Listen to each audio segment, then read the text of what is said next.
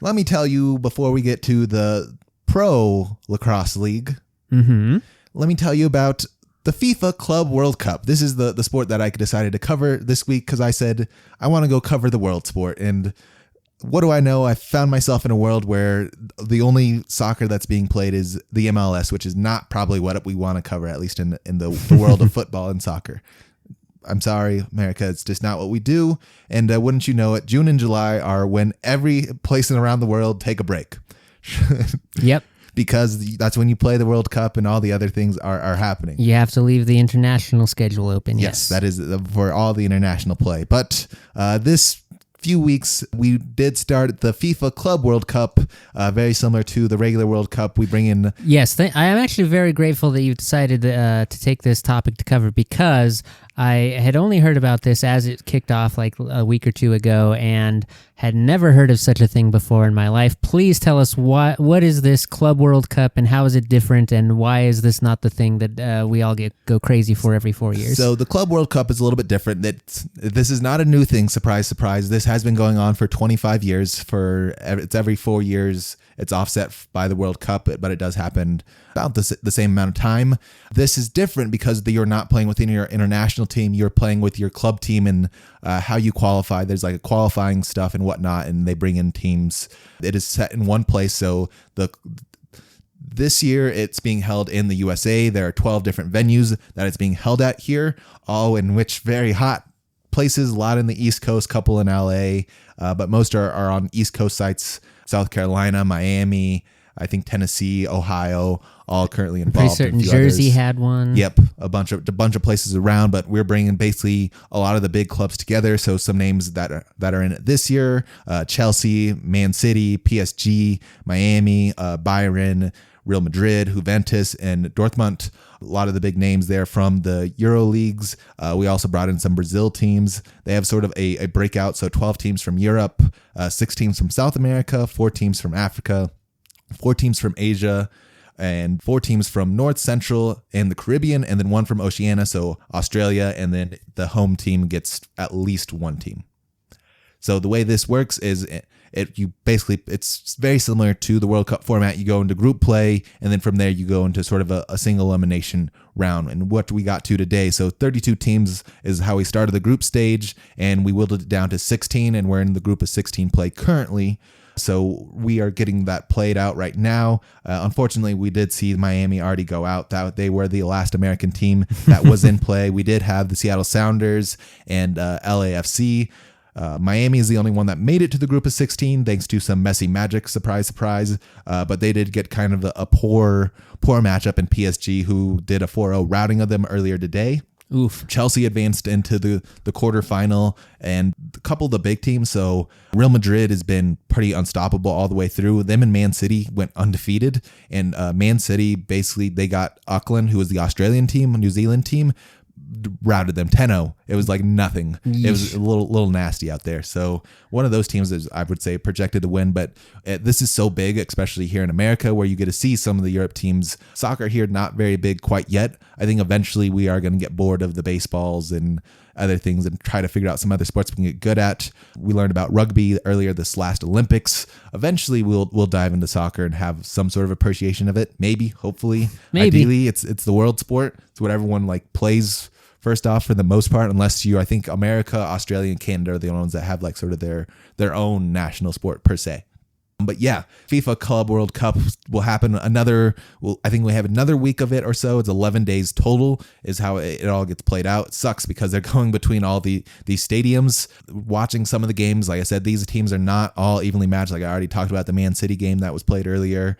A lot of the teams did not do so well. So LAFC had a bit of a rough go, and the Sounders also did not have a very good time amongst the Euro leagues. I think the split out, they did a little bit of a cheeky thing. Miami got kind of a good, softer group so that they didn't get eliminated immediately. But the other teams were pretty much getting stomped on by the rest of the world. The big surprise coming out of a lot of this is, of course, we know the big Europe teams that are in this, that we kind of talked about, are in the big names, but the huge shock is how well the Brazilian teams are coming in and playing against them. Like they're playing on actual good matches, and none of these players, we've seen all of Man City's top players play for the most part. Real Madrid's only missing one of their top players and everyone else is, I'm pretty sure, is playing in this.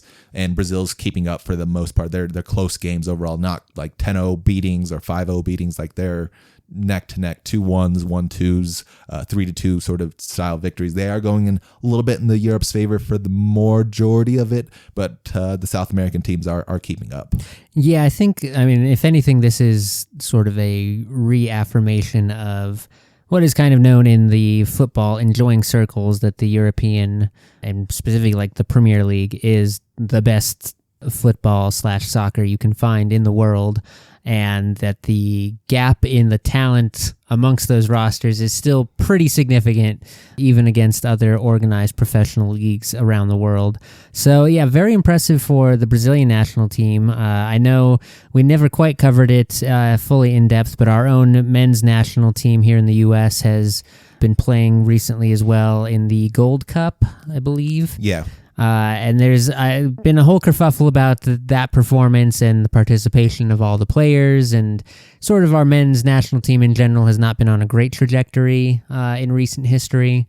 But in regards to that, I was reading an article about how that's actually kind of a good sign for us, because it means that the U.S. talent is just kind of now getting to the same point that basically every other country's talent is at, where they are expected to be major contributors at other teams around the world, not just at MLS, which can kind of more naturally cater to the men's national team's affairs, like for scheduling and things like that. So the fact that our best players don't necessarily want to play all their national team games is just kind of the same situation most other national teams are in. Like Argentina, Brazil, Spain all have a hard time getting all of their top talent on the field at the same time as well. Yeah, the one thing I will say is with that, I think you are 100% correct. We are just such at a, like, we have a lot of really good players out there that are playing mostly in the Europe leagues that we talked about, against the Real Madrids, the Juventuses,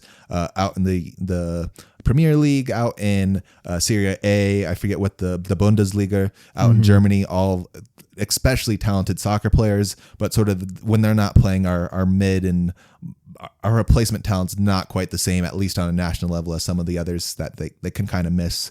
The club, like we said, so going back to the Club Cup here, all the Brazilian and other sort of South American teams, most of the players on there are going to be from South America. Like, the idea, at least in the soccer world, is you want to go play in the Premier League, you want to go play in the Bundesliga, you want to go play in Serie A. Like, those are the big professional leagues. Anything else is mostly homegrown talent for the most part. Yeah, and it's just a little wild to see the difference in that, like the fact that the Premier League ship and those leagues are still so much higher than National League play, or like national team level, where I can't really think of many other instances where that is true.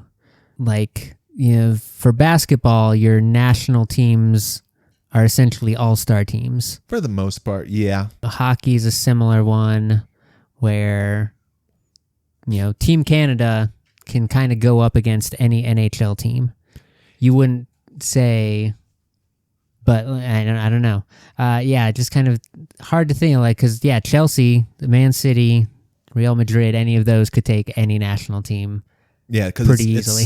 It's like a super team of all the best national players for the most part. Like when they go play, the teammates go play each other is usually on a national scale, and some of the national teams not quite the same, because like. So in a way, this is a tougher competition than the actual World Cup that we will be getting all hyped about in 2 years. Potentially. I think if you're a real soccer fan, the best soccer to go watch is the Champions League, which will happen towards the end. So we just missed the Champions League here by about a month or so. We see it towards the end of the Euro League season. So April, May is when that happens. That's like sort of the best of the best talent. That the Champions League special, because that's when you get all your Premier League, your Serie A, your Bundesliga, all your best European from every single league into one sort of World Cup like situation here, brackets and all that. Interesting stuff. The other now big takeaway I saw from this was sort of from an attendance point of view. This was maybe a bit of a too big of a bite at the apple from FIFA in terms of the locations they chose, the coordination and like timing of some of the events. It seemed like they intended for it to be like a big national celebration of the sport, and they ended up with quite a few empty like football stadiums. Yeah, I mean, attendance has been sort of up and down. Like when we like any of the 12 teams that we just named here or so, when you see them on the schedule, that stadium's full. Like they packed in 50, 60,000 fans. But then you have some of like the lesser teams that we didn't mention on this list. Like I said, there's 32, and I think I listed like 10 or so that you seeing attendance of 5,000, 6,000 in stadiums. I think you can have. I don't mind the around the world thing, but you don't have to put them into. I think they're trying to fit them into big football stadiums, like the actual football stadiums, not American football, not the soccer stadiums that we have. Yeah. And that I think might be a little bit more appropriate for some of the matches. I mean, with the MLS now, you have so many stadiums around the nation here that you can go to that have less more appropriate seating amounts. Yeah, which is seat 10,000 and not 60,000. Yeah, I think that's a better way to go of it. But FIFA as an organization is they're something special. They're very akin to how the NCAA works, and we know how much we love them. Yeah, absolutely. They definitely had this sort of like dream big and if you build it they will come mentality, and they didn't come. But like some of the posts I saw, they came for some of them, but there was like the one I knew about, how I knew New Jersey was hosting, one of them was because someone posted, it was like Pakistan against Uruguay or something at 9 p.m. on a Tuesday night in New Jersey, had like maybe 6,000 people show up. Yeah. Watching the attendance charts up and down. Like I said, there are better ways to do this, and I assume that they had to rent out the stadium, so I think that would be cheaper for them, and I think they would enjoy that, save a little bit of money, because you're not going to get that in ticket prices for sure. Just the logistics from a production point of view of having to coordinate 32 teams across how many different venues? 12. Yeah, across the enormous geographic span of America. Mind-boggling feat. So good on the organizers to even make that happen. They got that done. They got that part kind of hammered out. They're pretty good at doing that for the most part. Yeah, it's an impressive feat, and look forward to seeing which European team comes out on top of this one, because almost certainly it will be one of them. Yeah, the final is going to be, I think, will be super fun to watch. If I had to guess, Man City's, I'm pretty sure they either won the Champions League or were runner-up this year, so they're the best team in football, soccer currently. I'd expect them to be there, especially the way they're kind of handling all the teams throughout the tournament currently. And then with them, I would probably expect to see, if I had to guess, probably Real Madrid up there. Chelsea is the best, is a European team and better than most teams, but they suck on a Champions level. Like they were one of the worst teams in the Euro, at least in the Premier League this past season. I guess not terrible because they didn't get relegated, but they were closer to relegation than they were to heading into Champions League, so they couldn't be there. The only other one would potentially be Bayern or Dartmouth, but I don't think they could beat a Real Madrid. We shall see. I will be pulling for Chelsea, as I do like their kit. When push comes to shove, that's been my Premier League team.